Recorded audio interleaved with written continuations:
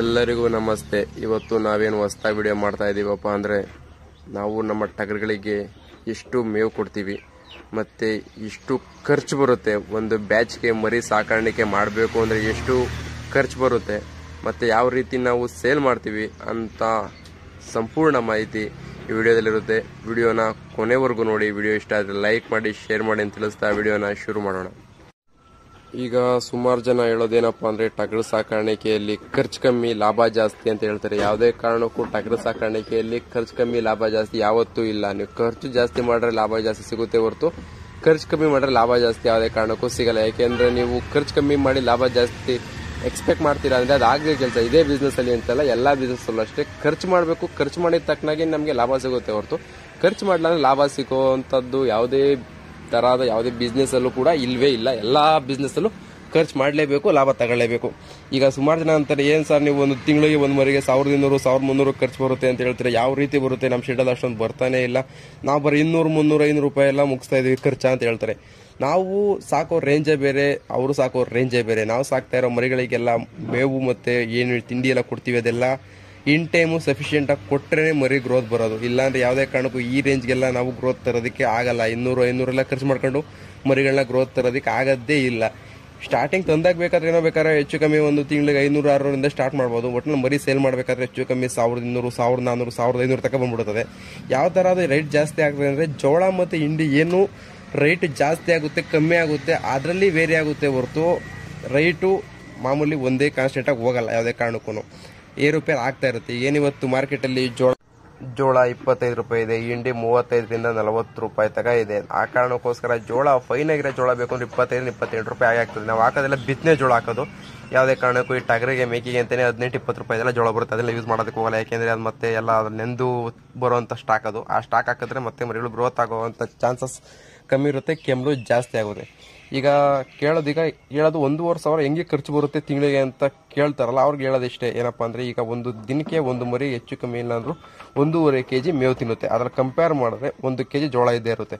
1 kg ಜೋಳ ಬಂದು 25 ರೂಪಾಯಿ ಇರುತ್ತೆ. 25 ರೂಪಾಯಿ ಪ್ಲಸ್ ಹಿಂಡಿ, ಅರ್ಧ kg ಹಿಂಡಿ ತಿಂದರೂ ಕೂಡ ಹೆಚ್ಚು ಕಮ್ಮಿ 20 ರೂಪಾಯಿ. ಹೆಚ್ಚು ಕಮ್ಮಿ ಎರಡೂ ಸೇರಿದ್ರು ಕೂಡ ಒಂದು 45 ರೂಪಾಯಿ ಅಂತ ಲೆಕ್ಕ ಹಾಕೊಂಡ್ರು ಕೂಡ ತಿಂಗಳಿಗೆ ಬರೀ ಜೋಳ ಹಿಂಡಿಲೇನೆ 1350 ರೂಪಾಯಿ 1400 ರೂಪಾಯಿ ಜೋಳ ಹಿಂಡಿಗೆ ಆಗ್ಬಿಡ್ತದೆ. ಇನ್ನು ಅದು ಬಿಟ್ಟರೆ ನಾವು ಉರ್ಗಡ್ಲೆ ಒಟ್ಟು ಏನು ಕೊಡ್ತೀವಿ, ಮತ್ತು ಲಿವರ್ ಟಾನಿಕ್ ಏನು ಕೊಡ್ತೀವಿ, ಮತ್ತು ತಿಂಗಳ ನಾವೇನು ಅದಕ್ಕೆ ಟ್ರೀಟ್ಮೆಂಟ್ ಮಾಡ್ತೀವಿ ಅಂದರೆ, ಏನೋ ಜ್ವರ ಬಂದಿರ್ಬೋದು, ಮೆಡಿಸಿನ್ ಇರ್ಬೋದು, ಮತ್ತು ಏನೋ ಒಂದು ಮೆಡಿಸಿನ್ ವ್ಯಾಕ್ಸಿನ್ಸ್ ಹಾಕ್ಬೋದು, ಅವೆಲ್ಲ ಕೂಡ ಖರ್ಚು ಬಂದೇ ಬರುತ್ತೆ. ಆ ಖರ್ಚನ್ನ ಕಂಪ್ಯಾರೇಟಿವ್ ಮಾಡೋಕೆ ಹೋದಾಗ ಹೆಚ್ಚು ಕಮ್ಮಿ ಒಂದು ತಿಂಗಳಿಗೆ ಮರಿ ಮಾಡೋ ಲಾಸ್ಟ್ ಸ್ಟೇಜಲ್ಲಿ 1,500,000 ತನಕ ಖರ್ಚು ಬಂದ್ಬಿಡ್ತದೆ. ಈಗ ನಾವು ಜೋಳ ಎಲ್ಲ ಫೈನ್ ಜೋಳ, ಯಾವುದೇ ಕಾರಣಕ್ಕೂ ಬೇರೆ ಜೋಳ ಥರ ತರಲ್ಲ, ಒಳ್ಳೆ ಬಿತ್ತನೆ ಜೋಳ ತರೋದು. ಈಗೇನು ನೋಡ್ತಾ ಇದ್ರೆ ಗ್ಲಾಸ್ ಬಂದು ಇದು ಬಂದು 3/4 kg ಹಿಡಿಯುವಂಥ ಗ್ಲಾಸು. ಇದರಲ್ಲಿ ಒಂದು ಗ್ಲಾಸು ಒಂದು ಮರಿಗೆ ಒಂದು ಟೈಮ್ಗೆ ಹಾಕ್ತೀವಿ. ಈ ಥರ 50 ಮರಿಗೆ 50 ಗ್ಲಾಸ್ ಹಾಕ್ತೀವಿ ಒಂದು ಟೈಮ್ಗೆ. ದಿನಕ್ಕೆ 100 ಗ್ಲಾಸ್ ಈ ಥರ ನಮಗೆ ಒಂದು ದಿನಕ್ಕೆ ಬೇಕು. ಅಷ್ಟು ಮರಿಗಳಿಗೆ ನಾವು ಮೇವು ಕೊಡ್ತಾ ಇರೋದು. ಏನೋ ಸಣ್ಣ ಪುಟ್ಟ ಥರ ಮೇವೆಲ್ಲ ಕೊಡೋಕ್ಕಾಗಲ್ಲ. ಹಿಂಡಿನೂ ಆಗಿರ್ಬೋದು. ಈಗ ನೀವು ನೋಡ್ತಾ ಇರೋ ಬಟ್ಲು ಬಂದದು ಹೆಚ್ಚು ಕಮ್ಮಿ ಒಂದು 300 ಗ್ರಾಮ್ ಹಿಂಡಿ ಹಿಡಿಯುತ್ತೆ. ಇದು ಕೂಡ ಬೆಳಗ್ಗೆ ಒಂದ್ಸಲಿ ಸಂಜೆ ಒಂದ್ಸಲಿ ಕೊಡೋದು. ಇದು ಬಂದು ನಾವು ಪೇಪರ್ ಹಿಂಡಿನೇ ಕೊಡ್ತಾ ಇದೀವಿ ಈಗ.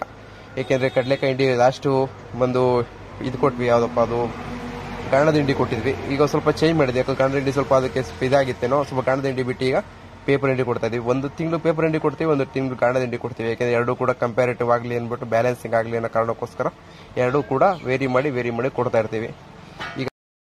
ಈಗ ನೋಡ್ತಾ ಇರ್ಬೋದು, ನಾವು ನಮ್ಮ ಗೋಡನಲ್ಲಿ ಹೆಚ್ಚು ಕಮ್ಮಿ ಒಂದು 10 ಹಿಂಡಿ, 10 ಜೋಳ, 10 ಉರ್ಗಡ್ಲೆ ಎನಿ ಟೈಮ್ ಸ್ಟೋರ್ ಮಾಡಿರ್ತೀವಿ. ಯಾಕೆಂದರೆ ಇದು 15 ದಿನಕ್ಕೆ ಹೆಚ್ಚು ಕಮ್ಮಿ ಮೇಂಟೈನ್ ಆಗುತ್ತೆ. ನಾವೆಲ್ಲ 15 ದಿನಕ್ಕೆ ಅದು ಒಂದ್ಸಲಿ ತರೋದು. ಯಾಕೆ ಮೊದಲೆಲ್ಲ ತಿಂಗಳು ತರ್ತಾ ಇದೆ. ಏನಪ್ಪ ಆಗುತ್ತೆ ಅಂದರೆ, ಜೋಳ ಮತ್ತು ಹಿಂಡಿ ಒಂದೊಂದ್ಸಲಿ ತೀರಾ ರೇಟ್ ಜಾಸ್ತಿ, ತೀರಾ ರೇಟ್ ಕಮ್ಮಿ ಆಗ್ತಾ ಇತ್ತು. ಆ ಕಾರಣಕ್ಕೋಸ್ಕರ 15 ದಿನಕ್ಕೆ ಒಂದೊಂದ್ಸಲಿ 10 ಮೂಟೆ ಎಲ್ಲ ಹಾಕೊಂಬಂದು ಮಾಡ್ಕೊಂಡ್ಬಿಡ್ತೀನಿ. ಹೆಚ್ಚು ಕಮ್ಮಿ ತಿಂಗಳಿಗೆ ನನಗೆ ಜೋಳ ಬಂದು ಒಂದು 22 ಜೋಳ ಬೇಕು, ಹೆಚ್ಚು ಕಮ್ಮಿ ಒಂದು 20 ಹಿಂಡಿ ಬೇಕು, ಒಂದು 20 ಕಡಲೆ. ಇಷ್ಟು ಒಂದು ತಿಂಗಳಿಗೆ ಮರಿಗಳಿಗೆ ಮೇವು ಬೇಕಾಗ್ತದೆ. ಅಷ್ಟು ನಾನು ಈಗ ಸುಮಾರು ಜನ ಲಿವರ್ ಟಾನಿಕ್ ವಿಡಿಯೋ ನೋಡಿ, ಸರ್ ಲಿವರ್ ಟಾನಿಕ್ ಕೊಟ್ಟರೆ ಮರಿ ಗ್ರೋತ್ ಜಾಸ್ತಿ ಬರುತ್ತಂತ ಸುಮಾರು ಜನ ಕಾಂಟ್ಯಾಕ್ಟ್ ಮಾಡಿ, ಕಾಲ್ ಮಾಡಿ, ಕಾಮೆಂಟಲ್ಲಿ ಆಗಿರೋದು ತಿಳಿಸ್ತಾರೆ. ಯಾವುದೇ ಕಾರಣಕ್ಕೂ ಲಿವರ್ ಟಾನಿಕ್ ಇರೋದು ಗ್ರೋತ್ ಜಾಸ್ತಿ ಬರಲಿ ಅನ್ನೋ ಕಾರಣಕ್ಕೋಸ್ಕರ ಯಾವುದೇ ಕಾರಣಕ್ಕೂ ಇಲ್ಲ. ಅದು ಏನು ನೀವು ಮೇವು ಕೊಡ್ತೀರಾ, ದಿನಕ್ಕೆ ಮೇವು ಕೊಡ್ತೀರಾ, ಮೇವು ಚೆನ್ನಾಗಿ ಜೀರ್ಣ ಆಗಲಿ ಅನ್ನೋ ಒಂದು ಕಾರಣಕ್ಕೋಸ್ಕರ ನೀವು ಕೊಡುವಂಥದ್ದು ಲಿವರ್ ಟಾನಿಕ್. ಅದರಲ್ಲಿ ಗ್ರೋತ್ ಬರುತ್ತೆ ಅಂದರೆ, ನೀವು ಕೊಟ್ಟರೆ ಮೇವು ಚೆನ್ನಾಗಿ ಜೀರ್ಣ ಆಗಿ ಬರೋದೇ ಗ್ರೋತೇ ಹೊರತು ಲಿವರ್ ಟಾನಿಕಲ್ಲಿ ಯಾವುದೇ ಕಾರಣಕ್ಕೂ ಬರಲ್ಲ. ಏನು ನಾವು ದಿನಕ್ಕೆ ಇಷ್ಟು ಮೇವು ಕೊಟ್ಟರೆ ಗ್ರೋತ್ ಬರಲ್ಲ. ಅದರಿಂದ ಟಾನಿಕಲ್ಲಿ ಯಾವುದೇ ಕಾರಣಕ್ಕೂ ಬರೋದಂತೂ ಸುಳ್ಳು. ನಾನು ಎಲ್ಲ ಥರದ ಸ್ಟಾರ್ಟಿಂಗಲ್ಲಿ ಟ್ರೈ ಮಾಡಿ ಟಾನಿಕ್ಗಳೆಲ್ಲ ಫೇಲ್ ಆಗಿ ಬಿಟ್ಬಿಟ್ಟು ಅದೇ ಕಾರಣಕ್ಕೋಸ್ಕರ ಏನು ಜೋಳ ಹಿಂಡಿಯಿಂದ ಕಂಡ್ಕೊಂಡ್ವಿ, ಅದರಲ್ಲಿ ಮರಿ ಗ್ರೋತ್ ಬರುತ್ತೆ ಹೊರತು ಟಾನಿಕಲ್ಲಿ ಯಾವುದೇ ಕಾರಣಕ್ಕೂ ಬರಲ್ಲ. ಈಗ ಸುಮಾರು ಜನ ಫೋನ್ ಮಾಡಿ ಕೇಳೋದೇ ಮರಿ ಗ್ರೋತ್ ಬರೋಕ್ಕೆ ಯಾವ ಟಾನಿಕ್ ಹಾಕಬೇಕು, ಮರಿ ಗ್ರೋತ್ ಬರೋಕ್ಕೆ ಯಾವ ಟಾನಿಕ್ ಹಾಕಬೇಕು ಅಂತ. ನೀವು ಇವತ್ತು ಕೂಡ ಯಾರು ಬೇಕಾನ ಬಂದು ನಮ್ಮ ಶೆಡ್ ಚೆಕ್ ಮಾಡಿದ್ರೆ ಲಿವರ್ ಟಾನಿಕ್ ಒಂದು ಬಾಟ್ಲು ಬಿಟ್ಟರೆ ಮಿಕ್ಕಿದ ಯಾವುದೂ ಕೂಡ ನಮ್ಮಲ್ಲಿ ಸಿಗಲ್ಲ. ಯಾಕೆಂದರೆ ನಾವು ಹಾಕೋದೊಂದೇ ಲಿವರ್ ಟಾನಿಕ್ಕು, ಅದಕ್ಕೋಸ್ಕರ ಮರಿ ಗ್ರೋತ್ ಬರ್ತಾ ಇದೆ. ನೀವೇನು ಮರಿ ಗ್ರೋತ್ ಬರ್ತಾ ಇದೆ ಬೇರೆ ಬೇರೆ ಟಾನಿಕ್ ಎಲ್ಲ ಯೂಸ್ ಮಾಡೋಕ್ಕೋದ್ರೆ ಯಾವುದೇ ಕಾರಣಕ್ಕೂ ಬರಲ್ಲ. ಏನಿದ್ರು ನಾನು ಹೇಳೋದು ಒಂದೇ, ಕಡಲೆಕಾಯಿ ಹಿಂಡಿ ತಿನ್ನೋಷ್ಟು ಕೊಟ್ಟರೆ ಮರಿ ಆಟೋಮೆಟಿಕಾಗಿ ಗ್ರೋತ್ ಬಂದೇ ಬರುತ್ತೆ. ಟಾನಿಕಲ್ಲಿ ಯಾವುದೇ ಕಾರಣಕ್ಕೂ ಮರಿ ಗ್ರೋತ್ ಬರಲ್ಲ. ಆ ಟಾನಿಕಲ್ಲಿ ಬರೋ ಗ್ರೋತು ಏನಿದ್ರು ಒಂದು 40-45 ದಿನಕ್ಕೆ ಅಷ್ಟೇ. ಆಮೇಲೆ ಮತ್ತೆ ಆಟೋಮೆಟಿಕಾಗಿ ಮರಿ ವೀಕ್ ಆಯ್ತದೆ.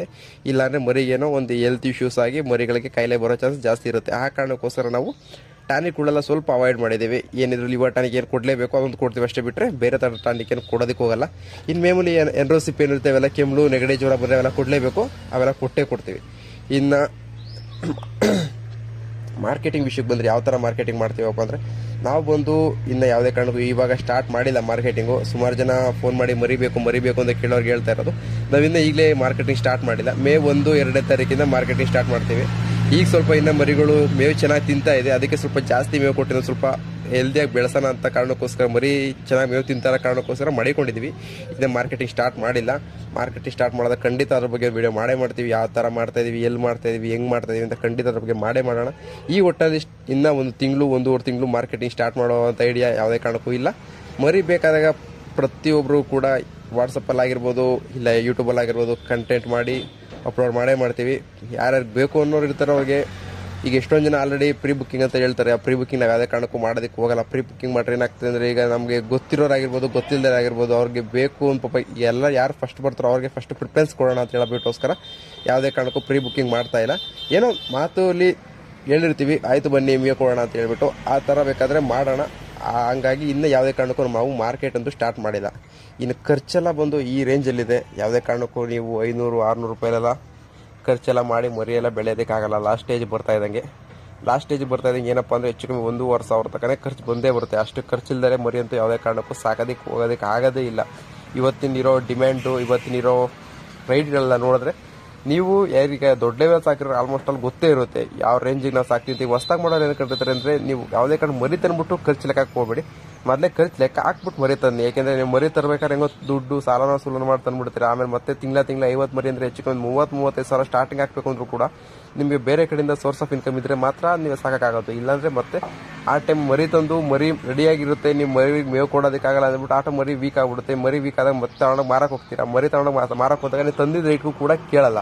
ಆವಾಗೇನಾಯಿತು, ಲಾಸ್ ಆಯಿತು ಅಂತ ಸುಮಾರು ಜನ ಬಿಟ್ಟಿರೋದು ಇದೇ ಕಾರಣಕ್ಕೋಸ್ಕರ. ಹಾಗಾಗಿ ನೀವು ಎಷ್ಟು ಮರಿ ನಿಮ್ಮ ಕೈಲಿ ಆಗುತ್ತೋ ತಿಂಗಳಿಗೆ ಮೇವು ಕೊಡೋದಕ್ಕೆ ಅಷ್ಟು ಮರಿಗಳು ಮಾತ್ರ ತಂದು ಸಾಕಕ್ಕೆ ಟ್ರೈ ಮಾಡಿ. ನೀವು ಮತ್ತೆ ಮರಿಗಳು ತಂದ್ಬಿಟ್ಟು ಖರ್ಚು ಲೆಕ್ಕ ಹಾಕಕ್ಕೆ ಹೋದರೆ ಯಾವುದೇ ಕಾರಣಕ್ಕೂ ಮರಿ ಗ್ರೋತ್ ಬರಲ್ಲ. ಎಷ್ಟು ಬೇಕೋ ಅಷ್ಟು ನೀವು ಮೊದಲೇ ಒಂದು ಟ್ಯಾಲಿ ಮಾಡಿಕೊಂಡು, ಇಷ್ಟು ನಾನು ಮೇವು ನಾನು ಕೊಡ್ತಾ ಇದ್ದೀನಿ, ನಾನು ಇಷ್ಟು ಮರಿ ತಂದಿದ್ದೀನಿ, ಇಷ್ಟು ಮೇವು ಕೊಡಲೇಬೇಕು ಅನ್ನಂಗಿದ್ರೆ ಮಾತ್ರ ಮರಿ ತನ್ನಿ. ಯಾಕೆಂದರೆ ಇವತ್ತಿನ ಸಿಚುವೇಶನಲ್ಲಿ ಮರಿ ಬೆಳೆಸೋದು ತುಂಬ ಕಷ್ಟ ಇದೆ.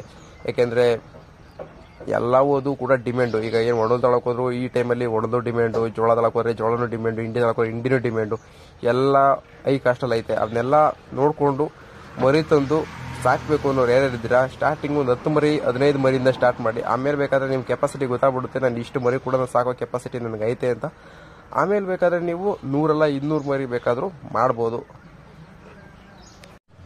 ಈಗ ಯಾರ್ಯಾರು 6 ತಿಂಗಳು ಬ್ಯಾಚು, ವರ್ಷದ ಬ್ಯಾಚ್ ಮಾಡಬೇಕು ಅಂತ ಇದ್ದಿರೋ ಅವರೆಲ್ಲ ನೋಡಿಕೊಂಡು ಮರಿಗಳು ಈ ಟೈಮಲ್ಲಿ ತರೋದಕ್ಕೆ ಹೋಗ್ಬಿಡಿ. ಈಗ ಆಲ್ರೆಡಿ ಮರಿ ಡಿಮ್ಯಾಂಡ್ ಜಾಸ್ತಿ ಆಗಿಬಿಟ್ಟಿದೆ. ಈ ಟೈಮಲ್ಲಿ ನೋಡಿಕೊಂಡು ಮರಿಗಳು ಜೂನ್ ಮುಗಿಯೋ ತನಕ ಮರಿಗಳನ್ನ ನೋಡ್ಕೊಂಡು ತಗೊಂಬನ್ನಿ. ಈಗ ಹೆವಿ ಡಿಮ್ಯಾಂಡ್ ಆಗಿದೆ, ಯಾಕೆಂದರೆ ಸೀಸನ್ ಸ್ಟಾರ್ಟ್ ಆಗಿರೋದ್ರಿಂದ ಮರಿಗಳಂತೂ ಕೊಂಡೋದಕ್ಕಂತೂ ಆಗ್ತಿಲ್ಲ. ಯಾರು ಕಾಂಟ್ಯಾಕ್ಟ್ ಮಾಡ್ತಾರೆ ಮರಿಗಳು ಬೇಕು ಅಂತ ಅವ್ರು ಹೇಳ್ತಾ ಇರೋದೇನೆಂದರೆ, ಇನ್ನೊಂದು 2 ತಿಂಗಳು ತನಕ ನಮ್ಮ ಶೆಡ್ಡಲ್ಲಿ ಯಾವುದೇ ಕಾರಣಕ್ಕೂ ಚಿಕ್ಕ ಮರಿಗಳು ಸಾಕು ಮರಿಗಳಂತೂ ಸಿಗಲ್ಲ. ಇದೆಲ್ಲ ಸೇಲ್ ಆಗಿ ಒಂದು 15 ಡೇಸ್ನೆಲ್ಲ ಶೆಡ್ಡೆಲ್ಲ ಕ್ಲೀನ್ ಮಾಡಾದ್ಮೇಲೆ ಮರಿ ಸಿಗೋದು. ಅಲ್ಲಿ ಗಂಟ ಮರಿ ಯಾವುದೇ ಕಾರಣಕ್ಕೂ ಸಿಗೋದಕ್ಕೆ ಹೋಗಲ್ಲ ಅಂತ ಹೇಳ್ತಾ ವಿಡಿಯೋನ ಇಲ್ಲಿಗೆ ಎಂಡ್ ಮಾಡೋಣ. ವಿಡಿಯೋ ಇಷ್ಟ ಲೈಕ್ ಮಾಡಿ, ಶೇರ್ ಮಾಡಿ, ಕಮೆಂಟ್ ಮಾಡಿ ತಿಳಿಸ್ತಾ ಎಲ್ಲರಿಗೂ ಧನ್ಯವಾದಗಳು.